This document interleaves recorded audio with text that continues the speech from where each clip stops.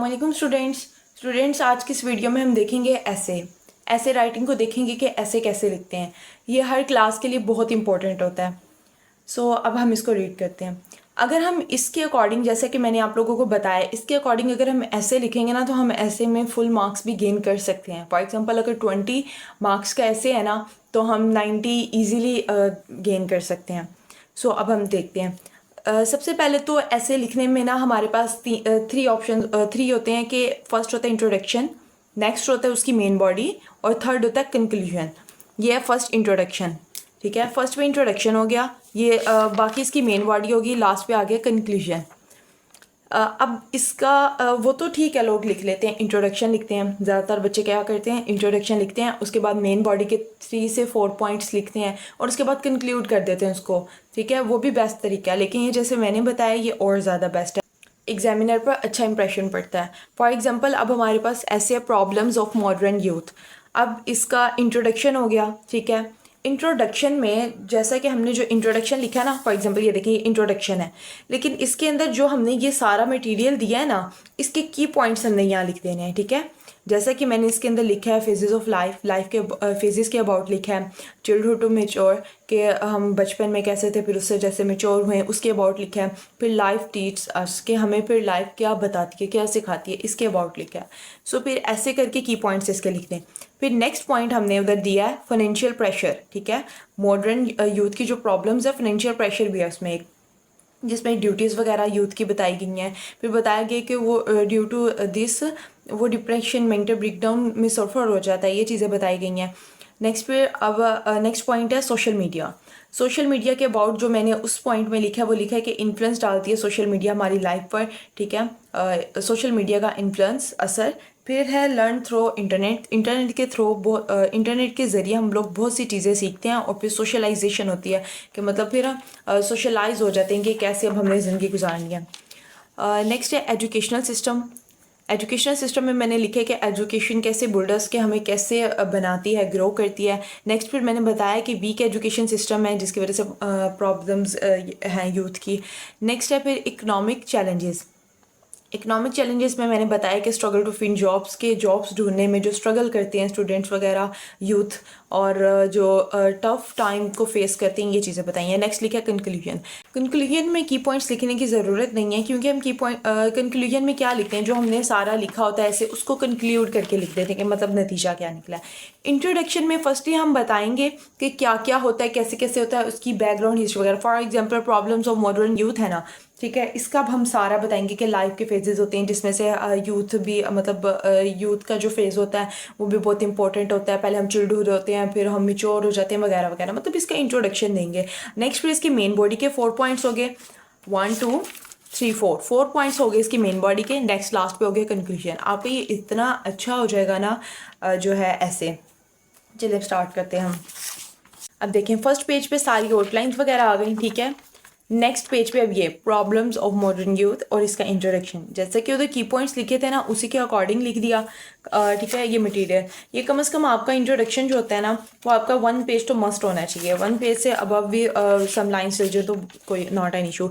और इसके अलावा हमेशा ऐसे में ना आप लोग ऐड करेंगे कोटेशंस। ठीक है, कोटेशंस इज़ वेरी इंपॉर्टेंट ये ऐसे, और ये एग्जामिनर पर बहुत अच्छा इंप्रेशन डालती है। फॉर एग्जांपल ये मैंने लिखा था, youth is the hope of future. ठीक है, ऐसे बहुत सी मैंने लिखी हैं कोटेशंस वगैरह। ये जो कोटेशंस होती हैं ना, ये आप लोग हर पॉइंट शुरू करने से पहले या फिर यानी कि अगर पॉइंट के रिलेटेड है तो आप उसमें पहले भी या लास्ट पर भी लिख सकते हैं। एक ऐसे में कम से कम मिनिमम आप लोग 4 कोटेशंस लिख सकते हैं और वो बहुत अच्छा इंप्रेशन पड़ेगा। ज़्यादा भी लिख सकते हैं, नॉट एन इशू, लेकिन 4 तो होने चाहिए मस्ट। अब मैंने लिखा है फेजेस ऑफ लाइफ। इसमें मैंने लाइफ के कुछ फेजेस के अबाउट लिखा है कि कैसे यूथ जो होती है वो प्रॉब्लम्स को फेस करती है वगैरह। ठीक है, नेक्स्ट मैंने लिखा है फाइनेंशियल प्रेशर, क्योंकि प्रेशर डाला जाता है कि यूथ के ऊपर कि वो कमाएं, घर को चलाएं, फिर उनके साथ साथ उनकी एजुकेशन वगैरह सिस्टम, जिसकी वजह से ये एक बहुत बड़ा मसला बन गया यूथ का, के साथ साथ उनको करना पड़ता है, स्टडी के साथ साथ फाइनेंशियल मतलब कमाना पड़ता है उनको, अपनी ड्यूज़ क्लियर करने पड़ते हैं, घर वालों को खर्चा देना पड़ता है, जिनके पेरेंट्स वगैरह नहीं कमा सकते या जिनके पेरेंट्स नहीं होते। तो ये चीज़ें इसके अबाउट इसमें लिखी हैं मैंने। उसके अलावा फिर यहाँ पर भी जो है कोटेशन एक ऐड कर दी, the duty of youth is to challenge of corruption, मतलब ऐसी चीज़ें। सोशल मीडिया में भी हम बहुत कुछ सीखते हैं। ये एक बहुत इंपॉर्टेंट रोल अदा करती है एक यूथ की सोशलाइजेशन में। बहुत सी यूथ जो होती हैं, मतलब जो नौजवान नस्ल है, वो क्या करती है, सोशल मीडिया से बहुत सी हेल्प लेती है, देखती है उसको उसके अकॉर्डिंग अपने आप को सोशलाइज करती है, ठीक है। और जैसा कि फॉर एग्जांपल अगर किसी मॉडर्न वगैरह के ड्रेसेस हैं तो उसके अकॉर्डिंग अपनी ड्रेसिंग करने की कोशिश करती है, तो इस तरह से वो बहुत कुछ सीखती है। और कुछ जो यूथ होती है वो नेगेटिव मतलब सीख लेती है और कुछ पॉजिटिव सीखती है। So it's depend on youth. अब देखें, इसमें भी मैंने कोटेशन ऐड की हुई है। You learn the hard way, that's the thing with social media, nobody know that what they are doing. ठीक है, कि मतलब वो सीख लेते हैं लेकिन वो भी जानते भी नहीं हैं कि वो क्या कर रहे हैं। कुछ लोग जो गलत अडॉप्शन लेते हैं।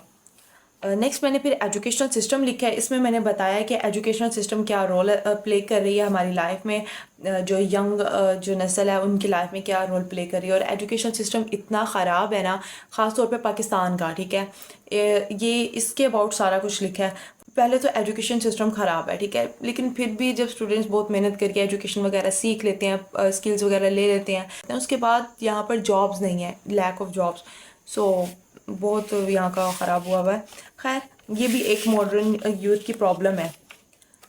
तो नेक्स्ट ये बताया जा रहा है कि यहाँ पर रट्टे वाला सिस्टम है, कोई समझाया वगैरह, इतना कॉन्सेप्ट वगैरह क्लियर नहीं किया जाता, सीधा रट्टे बच्चे लगा रहे होते हैं। सो डैट्स पाकिस्तान में तो यूँ भी है कि जो प्राइवेट स्कूल वगैरह हैं वो मिडिल क्लास टीचर, मतलब middle pass, matric pass teachers को उन्होंने जॉब पे लगाया हुआ है। अब जब वो छोटे बच्चों को पढ़ाएंगी तो फिर वो मतलब क्या सीखेंगे ना, छोटे बच्चे जो हैं उनकी सोशलाइजेशन स्टार्ट से ही ख़राब हो जाती है।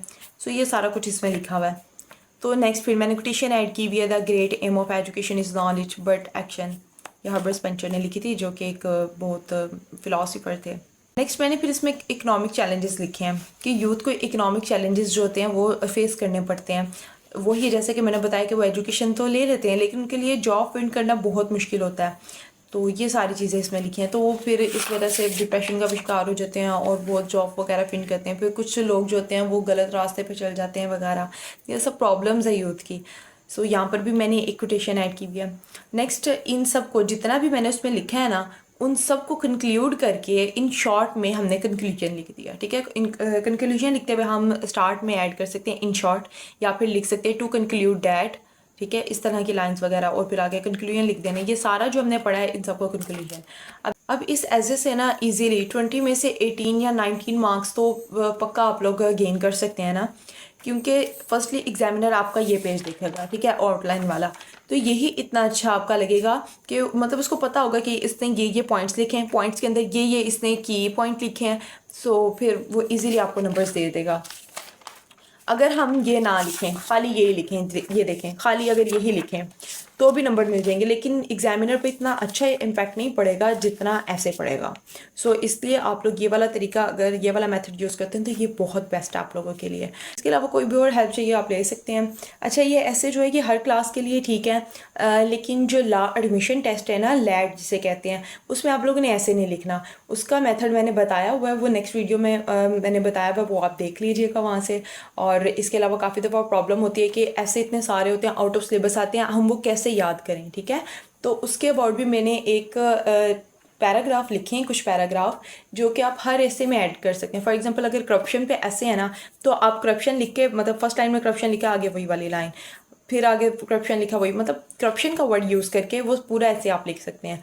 और ये एक मैंने मतलब बनाया हुआ है, दो पैराग्राफ आई थिंक सो, उसमें आप 20+ जो हैं वो जो टॉपिक्स के ऐसे उसमें आप लिख सकते हैं। ठीक है, अल्लाह हाफिज़, टेक केयर, दुआओं में याद रखिएगा।